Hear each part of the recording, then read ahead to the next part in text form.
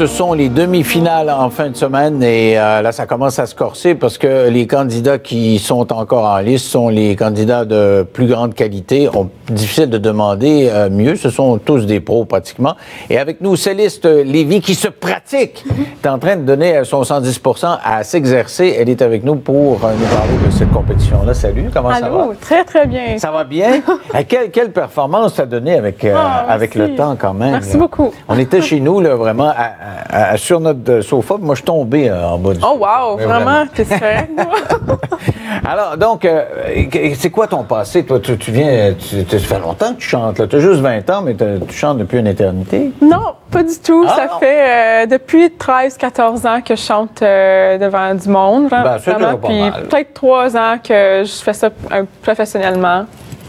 mais tu as quand même participé à plusieurs festivals que j'ai vus. Oui, mais ça s'est tout fait dans à peu près 2 années. Ah non? Oui, j'ai fait Ontario Pop, puis j'ai gagné 6 des 8 prix.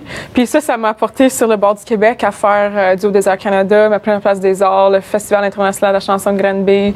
J'ai fait les Francopholies avec l'émission Jam. Puis actuellement, c'était eux qui m'ont encouragé à faire la voix. Donc, et la voix, c'était pas ta première tentative, de ce que j'ai compris? Non. Je trouvais que j'étais prête cette année. Ouais. Tu peux pas le faire tout de suite si... je voulais quand même avoir un peu de bagage musical avant de m'essayer. Et tu pris des cours de chant? Parce que pour que ça sorte comme ça, d'où ça vient, tout ça? Là? J'ai jamais pris de cours de chant, non. Mais j'ai fait partie d'une groupe de musique au secondaire pour 4 ans. Mais c'était vraiment à faire des performances. Et au festival Quand ça nous chante, qui est toutes les écoles francophones de l'Ontario, on se réunit puis on fait une fin de semaine de show. Donc, c'est sûr que j'ai fait des ateliers, mais jamais de cours de chant. Tu viens de Timmins, Ontario, oui. Une franco-ontarienne. Est-ce que vous vivez en français tout le temps dans la ville ou c'est la moitié anglais, moitié français? À Timmins, c'est à peu près 50% francophone. Ça dépend où, là, mais j'ai pas toujours vie en français, mais certainement les dernières 4 ans, c'est purement francophone. Ah ouais? Oui. Donc, ton école, c'est en français? C'était en français? Toujours, oui. Ouais. Et il y a une vie culturelle là-bas en français? Il y a des spectacles? Oui, certainement. Et qu'est-ce que tu as fait quand tu es sortie? Tu as participé à des concours que francophones ou tu as essayé des affaires en anglais? C'est ça, je suis auteure-compositrice. Ouais. Donc, j'ai commencé à... J'ai beaucoup aimé écrire en français plus qu'en anglais. Donc, j'ai commencé avec une compétition, la Brunante, à Sudbury, dans le Nord. Ensuite, j'ai fait à Ottawa, Ontario Pop. Puis, c'est là où ça s'est développé. Parce que si vous voulez le faire en anglais, c'est pas, je présume que tu es parfaitement bilingue. Là. Oui, certainement. Oui. Tu viens de... Je voyais tes notes, tu viens de loin parce que tu as été malade. Tu aurais pu ne pas marcher purement et simplement. Qu'est-ce qui est arrivé? Oui. Quand j'avais 13 ans, j'étais en 8e année, puis j'ai commencé à avoir des maux de tête. Puis avec le temps, ça s'est développé, les symptômes. Puis j'avais des pertes de mémoire, des évanouissements. J'ai perdu beaucoup de poids. J'ai commencé à avoir des hallucinations. Ça a progressé pendant 8 mois. Puis on a été voir plusieurs spécialistes, mais personne ne pouvait figurer qu'est-ce que j'avais. Ils disaient que j'étais soit déprimée ou trop stressée. Mais si tu me connais, je suis vraiment pas de même. Puis je savais. Mais toi, tu savais que tu avais quelque chose de savais, plus oui. grave. Parce que c'est sûr qu'il y avait quelque chose de mal, parce que j'ai jamais eu ça de ma vie. Puis après 8 mois de temps, ça c'est quand j'ai perdu la sensation dans mes jambes, je ne pouvais pas marcher. Arrête donc. Donc j'ai été. Qu'est-ce que tu veux dire par perdre la sensation? Si tu touchais, tu sentais pas que. C'est très difficile à expliquer, mais je pouvais plus marcher. C'était comme si, comme le docteur avait essayé, il a poussé sur mes jambes, puis j'étais capable de mettre la force. Mais là, mon cerveau me laissait pas marcher. C'était comme si j'avais pas de confiance dans mes jambes. Donc, si tu te levais, là, tu tombais vraiment. C'est ça, oui. Hey, ça devait être paniquant. Là. Oui, exactement. On était à l'hôpital tout de suite, puis ils ont fait un autre IRM, puis encore, ils ont dit « Ah, on trouve pas rien », puis ils m'ont envoyé à la maison. Puis quand je sortais de l'hôpital, j'étais encore en chaise roulante, parce que je pouvais pas marcher. Tu avais quel âge à ce moment-là? J'avais 14 ans. Aïe, aïe. Oui. Puis c'est là où il m'a vu sortir en chaise roulante, puis il est comme tu marches pas? Je suis comme, ben voyons, je t'ai dit, ça fait une couple d'heures que je te dis que je peux pas marcher. Puis c'est là où ils ont dit, OK, attends une minute, on va faire un appel à l'hôpital des enfants à Chio, à Ottawa. Puis c'est là où il y avait un urologue qui avait vu la malformation de Chiari avant. Puis c'est ça où il a décidé, OK, c'était ça, qu'est-ce que j'avais de mal. Puis, et c'est quoi la malformation? Comment tu dis? C'est malformation de Chiari. Chiari, c'est quoi ça? Oui, c'est une malformation, donc j'étais née avec. C'est mon cerveau qui descend dans ma colonne vertébrale. Ah. Puis pour moi, la circulation du fluide, comme autour du cerveau, il n'y avait pas de circulation à cause il y avait beaucoup de blocage.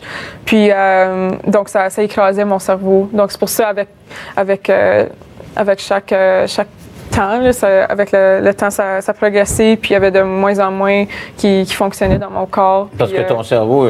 fonctionnait. Ben, okay. C'est ça. Les liquides ne circulaient pas comme il fallait. Exactement. mais donc, qu'est-ce qu'ils ont fait? Je présume que c'est une grosse opération. Là, quand on va dans le coin du cerveau, là, est-ce qu'ils t'ont dit, là, c'est quelque chose de délicat? Là? C'est pas sûr. Comme aller opérer les amygdales. Là. Non, c'est sûr.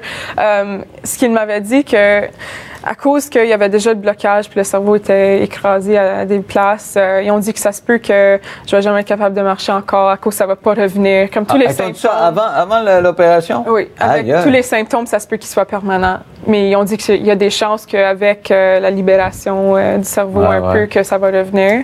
Donc, ce qu'ils ont fait, ils avaient besoin de faire de la place dans ma tête pour mon cerveau. Donc, ils ont enlevé un morceau de mon crâne en arrière. Donc, j'ai un trou à peu près de ça de gros. Ah oui, tu le sens? Si oui. Tu touches, tu le sens? Je le touche pas parce que ça fait mal, mais c'est ça. Donc, puis le dos de mes premières vertèbres aussi sont enlevés. Donc, c'est sûr que c'est très sensible en arrière. Puis, je peux pas me faire frapper ou même tomber. J'ai beaucoup de problèmes. Puis, les symptômes reviennent tout de suite. Donc, faut que tu fasses attention de ne pas tomber. Oui. Donc, tu fais pas de sport violent. Des choses. Non, c'est ça. Tu fais pas de ski ou... Non, c'est exactement ça. J'étais très sportive quand j'étais plus jeune. Je faisais. Ah oui, tu étais bonne au karaté? Karaté, le basketball, volleyball, toutes sortes d'affaires. Puis à cause de ça, j'avais besoin d'arrêter tout ça.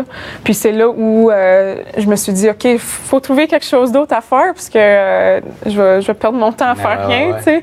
Donc j'ai commencé à la musique. Puis c'est quand j'ai commencé à écrire mes chansons que je me suis dit, OK, c'est vraiment ça que j'ai besoin de faire pour m'exprimer. Parce que j'étais jeune d'avoir passé à travers tout ça. Puis, mais quand j'écrivais mes chansons, j'avais la chance de vraiment m'exprimer. As-tu appris les instruments? Oui, exactement. Tu joues de quoi? J'ai commencé avec le piano, j'ai appris ça moi-même. Puis aussitôt que j'ai commencé à apprendre une couple d'accords, j'écrivais des chansons. Okay. Puis là, je suis comme, OK, c'est quand même difficile à déplacer le piano, donc je vais jouer la guitare pour jouer autour d'un feu ou, tu sais, sur la scène, tu peux vraiment communiquer plus avec la foule. Alors, parle-moi là, ils t'opèrent. Tu me dis, ils m'ont dit, c'est pas sûr que j'allais revenir. Ça a pris combien de temps avant que tu le saches que tu allais revenir, que tu as commencé à sentir tes jambes et que tu n'avais plus de symptômes? À ce point-là, je savais pas trop qu'est-ce qui était pour se passer, même dans les prochains jours. T'sais. Donc, pour moi, j'étais prête à n'importe quoi qui était pour se passer. Si c'était pour m'aider, même un peu, j'étais prête.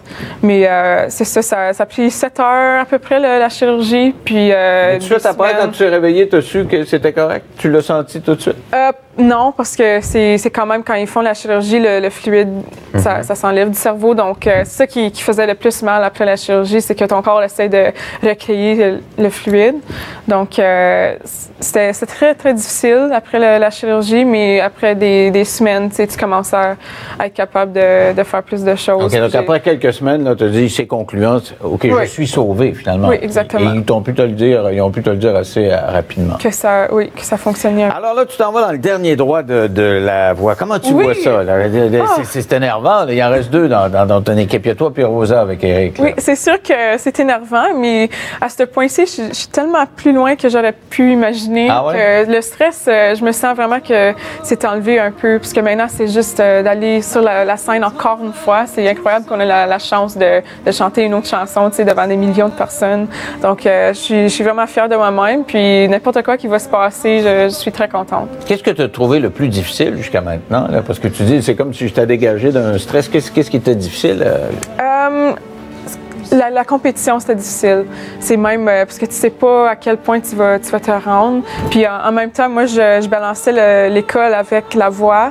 Donc, j'essayais de voir un peu, OK, faut quand même profiter du moment présent parce que la voix, c'est une expérience. Ben ouais. Ça arrive pas 14 fois dans la vie. C'est sûr. Donc, mais maintenant, c'est un peu plus, OK, là, c'est vraiment mon focus total. Puis je laisse tomber l'école, mais je prends ça un peu plus relax. Donc. Et t'étudies en quoi? quoi, là, actuellement? T'es où? J'étudie à l'Université d'Ottawa en mathématiques avancées. En mathématiques? Oui, un peu différent de la musique. Donc. Alors, le bout de cerveau qu'ils t'ont enlevé, c'était pas la base des maths? Non. Tu l'as vraiment? T'as des facilités dans ce domaine-là? Oui, j'aime beaucoup ça. J'ai toujours vraiment aimé l'école. Il y a un côté mathématique à la musique aussi. C'est ça que beaucoup de personnes y disent, oui. Et là, tu vois ça comment, là? Est-ce que tu as déjà choisi ta chanson? T'es pratiqué? Comment ça se passe à quelques jours de Oui, c'est sûr que la pratique a déjà commencé puis la chanson est choisie. Mais c'est ça, j'ai encore beaucoup de travail à faire avant les demi-finales de dimanche. Et là, vous chantez ensemble ou un après l'autre? C'est un après l'autre. Un après l'autre? Et c'est encore le public qui vote pour moitié, puis le juge pour l'autre moitié, ou si ça change? Je crois que le juge, il a 60 points à donner, puis 40 points. Donc, c'est moins un écart de 20, 30, 50. Mais c'est certainement le public qui va voter. On a vu la semaine dernière qu'il pouvait faire une différence. C'est arrivé qu'il a voté plus fort que le juge, dans le cas de la candidate d'Isabelle, Angélique, et puis elle a pu passer. Et est-ce que tu te vois finaliste? Je pense que c'est important d'avoir quand même la confiance en soi. Oui, c'est comme dans le sport, il faut se visualiser, c'est important. Oui, je crois dans ce que je fais, puis jusqu'à date, il y a beaucoup de monde qui sont derrière moi, puis c'est grâce à eux que je suis capable d'être là. Donc. En tout cas, tu as du potentiel. Puis on peut dire qu'Éric était vraiment flabbergasté, comme on dit en latin, là, la première fois et la deuxième fois qu'il t'a entendu. On va te regarder avec beaucoup d'intérêt. Bonne chance. Merci. Et puis restez là, on va parler de musique encore après la pause.